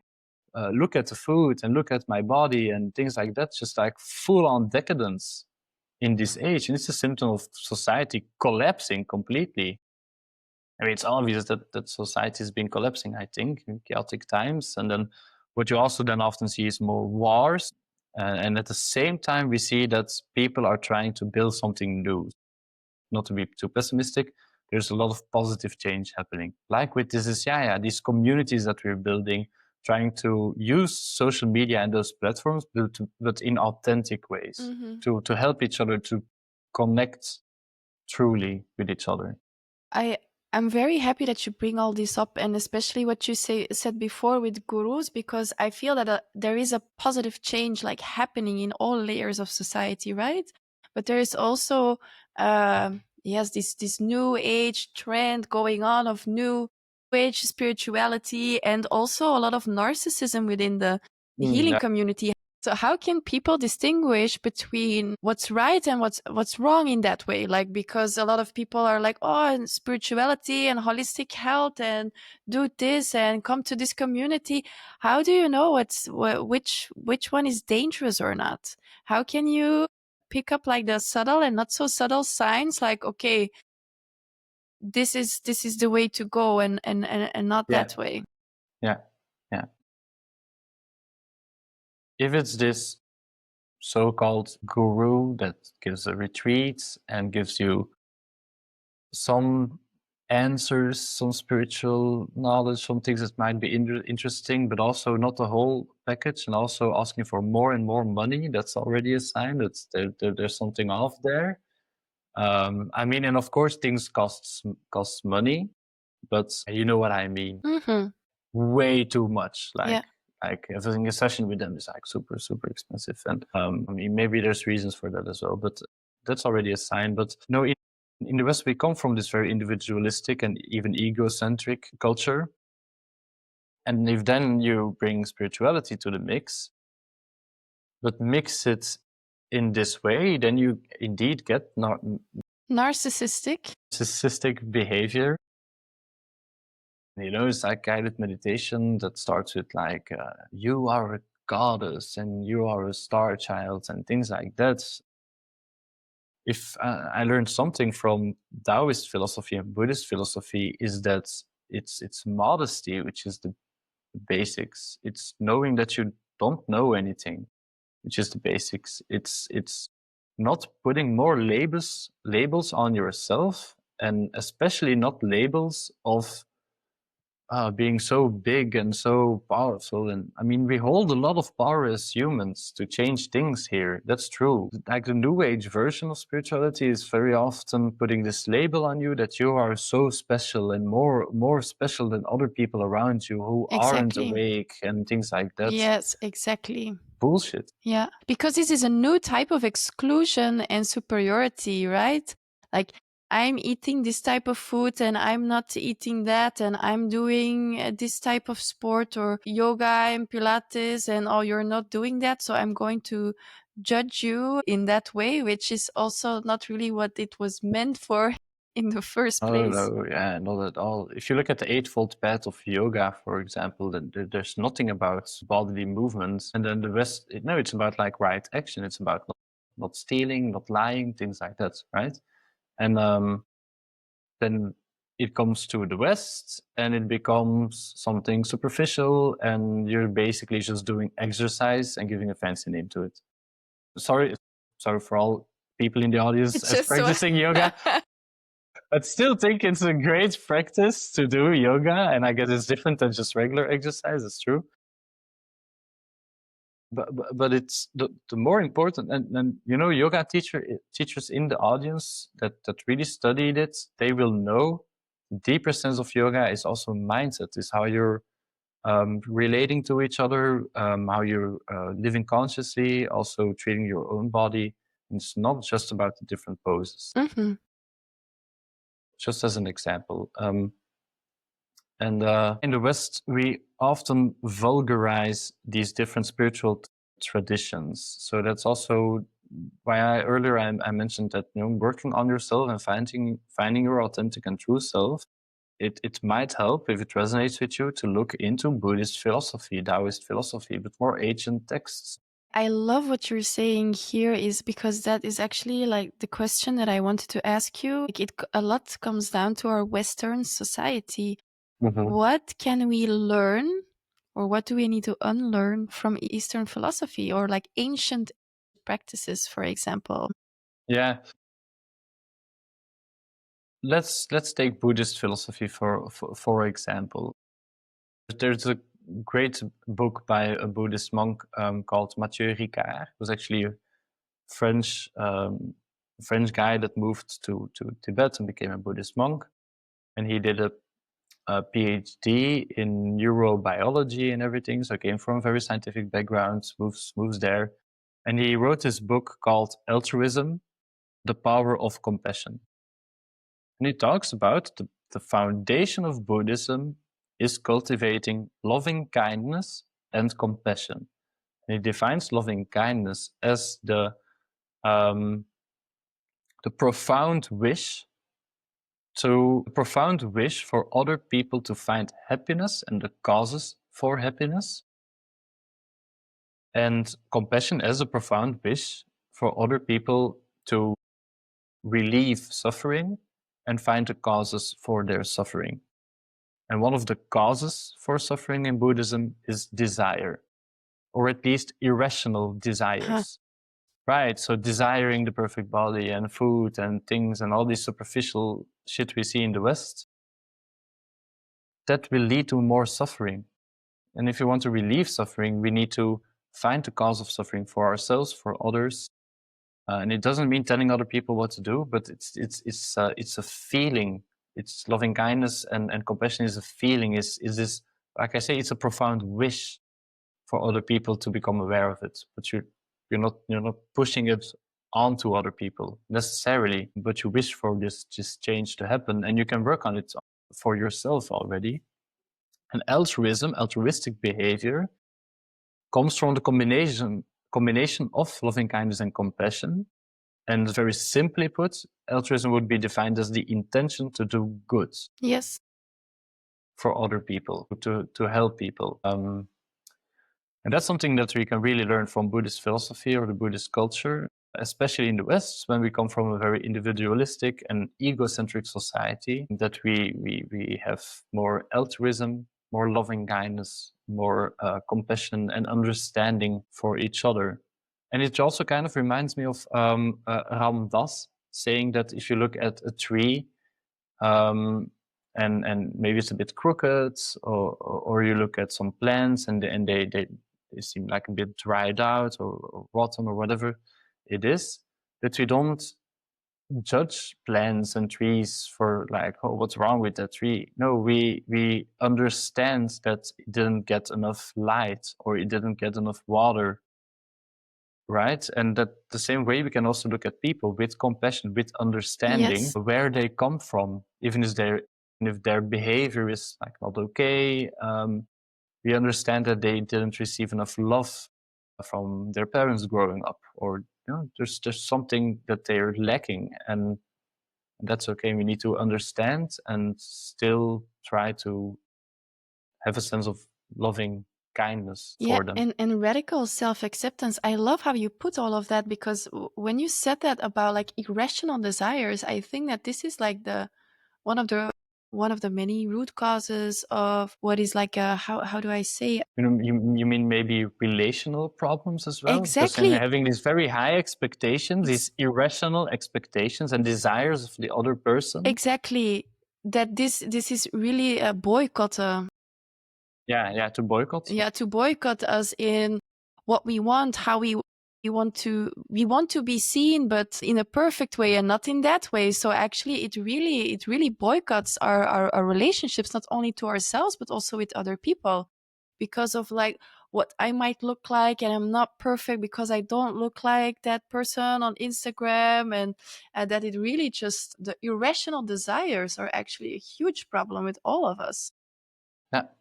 Not And only it the leads to, expectations from others, because we have this checklist that we want from our partners, for instance, and how they need to look like and what they need to do and everything like that. But that won't help you one bit. no, exactly.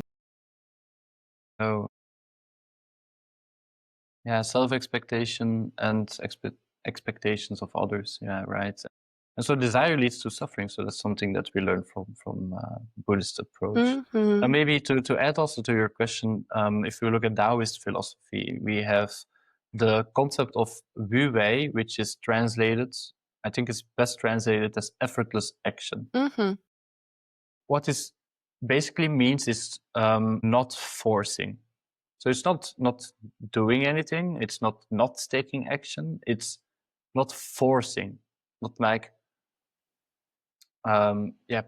really like pushing, forcing something to happen. And then again, the same goes for a relationship. If you're trying to force people to love you, they won't love you, right? Exactly. If you're trying to force a relationship Sorry, to happen, it guys. won't happen. Bad news, but Right, but if you're working on yourself, you're becoming more whole, you're living from your authentic self, then automatically people will become more attracted to you, things like that, right? But also, I mean, Wu Wei and not forcing goes way further than this, and we really need to we can learn something from it in Western society or culture, because we have a tendency to force, to overwork, to try to make things happen and just like and push through, and these are also values that we have, like, yeah, you keep pushing and stuff like that, instead of taking rest when you feel that a rest cycle is coming up, and Are you not trying to forcing point something yourself. out at me indirectly? Now I said it on the No, but podcast release. no, but in general, you're already very aware for it. And of course, if you're launching this AI 2.0, you maybe then you go a bit beyond your limits. But you know what I mean. Not forcing. In general, we do that a lot. We're forcing ourselves to do something that goes beyond our boundaries, beyond our limits.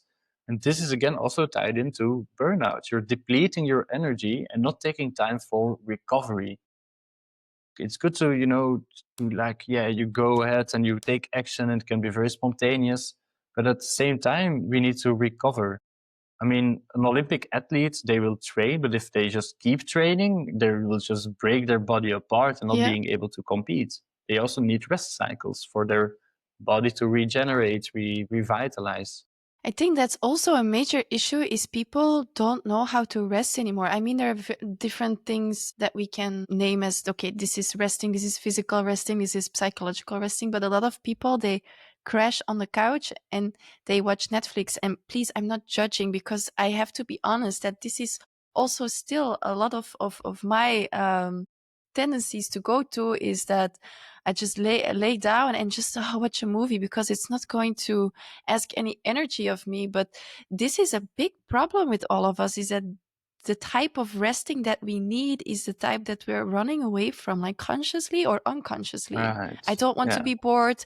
I don't Oh want to be yeah. confronted with, because if we sit in stillness and then we get confronted with the inner turmoil or with the exhaustion that we actually feel, then we need that distraction to not just like go over the edge. Yeah, exactly. I think, yeah, I also mentioned it earlier that people, for example, might get bored and then they grab their phone to do something. And we also always need this stimulation or something. And resting is like really doing nothing. You can't 100% do nothing. I won't recommend you to stop breathing or something. But but you can, for example, take a walk in nature without headphones, without having the need for a podcast or listening to music, but just being in nature. That's it, nothing else. And there's so much articles and papers and just science around spending time in nature and the benefits it brings. It's crazy. It makes sense because you're in your natural environment, then Exactly. you will thrive. If you think about it, somehow along the way, we put ourselves into literal boxes. Yeah. I mean, a house plant is not going to cover it, although it's also proven that if you put a lot of plants in your house and you look at it a lot, that it Yeah, also it's has a also good. positive impact. But it is true that we really got so, how do you say that?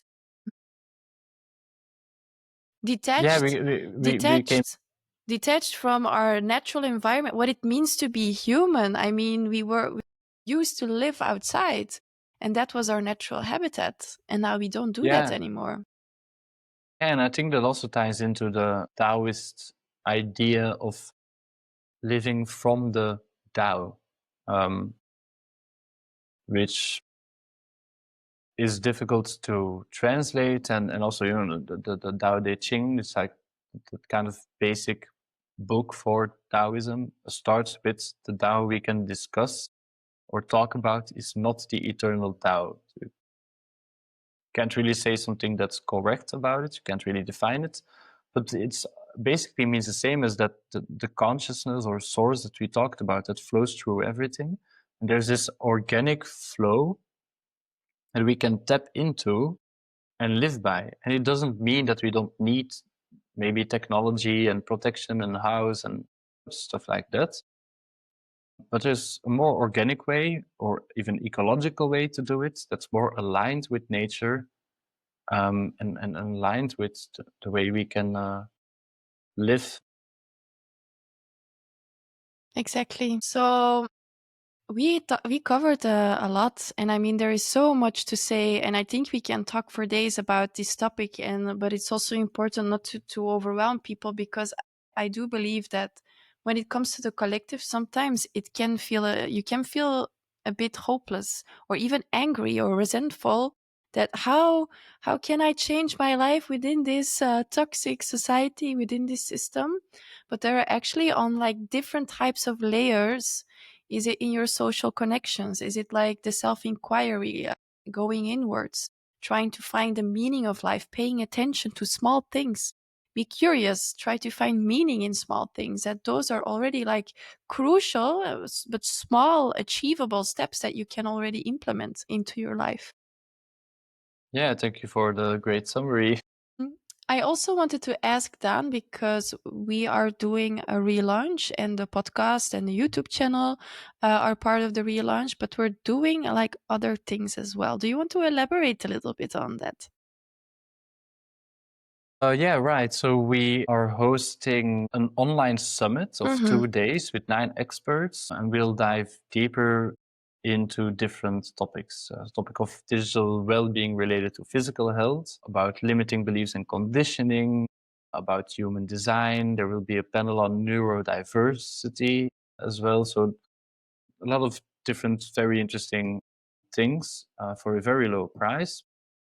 So I think that that's going to be super nice to do together with the team, and everyone that will join will gain a lot of value in 2 days, and a lot of these different tools that we can learn from that maybe resonate with you, maybe they don't, but at least in those 2 days you will find something that resonates to start working on yourself to become, your authentic or true self, like we discussed. So that's something that I really look forward to. I think if this episode is going to launch, it will be the 7th of October, and the summit is the 23rd and 24th of Exactly. October. So if you're Exactly. listening to this, you still have time to join. And we're also working on a larger 3 month course called Pain to Purpose, where we like really dive even deeper, like very, very deep into these different topics, find out your unique blueprint, and really work with people individually to help them from whatever they're stuck with in life, or maybe they're achieving a burnout, or maybe they're like not sure if they're on the right path, to really guide you through an intense course for 3 months to find your purpose, find your authentic self, start living from there. And I think, yeah, we're going to give so much value to people on an individual level this way. But then also we have those collective systemic change projects that we're starting to work with organizations and schools, and really, like you often say, cross-pollinate, which I think is an awesome word. And then I see like a lot of bees in my head. Yeah, yeah, yeah. Awesome. Yeah. And bees they all have these different roles and Exactly. tasks This is exactly depending what on an their talents. ecosystem is, right? Exactly, Yeah. exactly. Yeah. Um and we have in Western society these different pillars Mm-hmm. or parts of society that seems to be like standalone, the education system, and then we have companies, and then we have the law and things like that. And it's such a linear and rigid approach to a system where we can thrive in. I mean, if we have this more organic way of intertwining everything, then I think people would be able to thrive more. And that's what with This Is Yaya we will try to do, Yes. is to bridge these gaps, and bring schools together with companies, and find new ways of all working and living together within still this system which is collapsing. But then we can use this as a basis for building this new system out of the ashes from the old, Like a phoenix. like a phoenix away. I really loved how you explained this, Dan. I think it's also important that why we're doing all of this is that we also change. Eh? We're also evolving, and that's why we are relaunching. And also as part of the relaunch, We wanted to build our first online community. During this relaunch is actually accessible for free.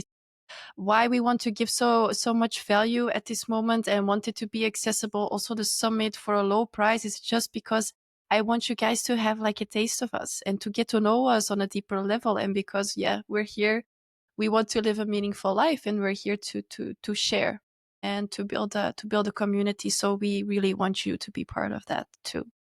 Yeah.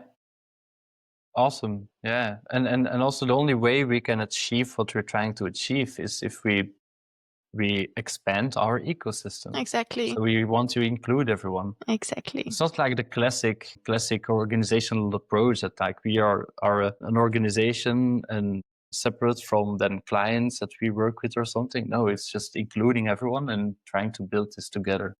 Exactly. So it's a very open approach, new approach. I absolutely love it. I think also a very more organic way of tackling this. Yeah. So if you're interested to walk this journey with us, check our website or go on our socials and comment on one of our posts, because you will get like an automated link to it. And maybe we'll see you there. Thank you so much, Dan, I saw you wanted to say something very enthusiastically. No, I was also thinking about the next episodes that it's going to be with Celia. Yes. Which I'm also very enthusiastic about. So it's going to be on human design, which Celia is an expert in. So stay tuned for that one. Yes. I would say. Yes. And learn more about your big tree. Yeah, exactly.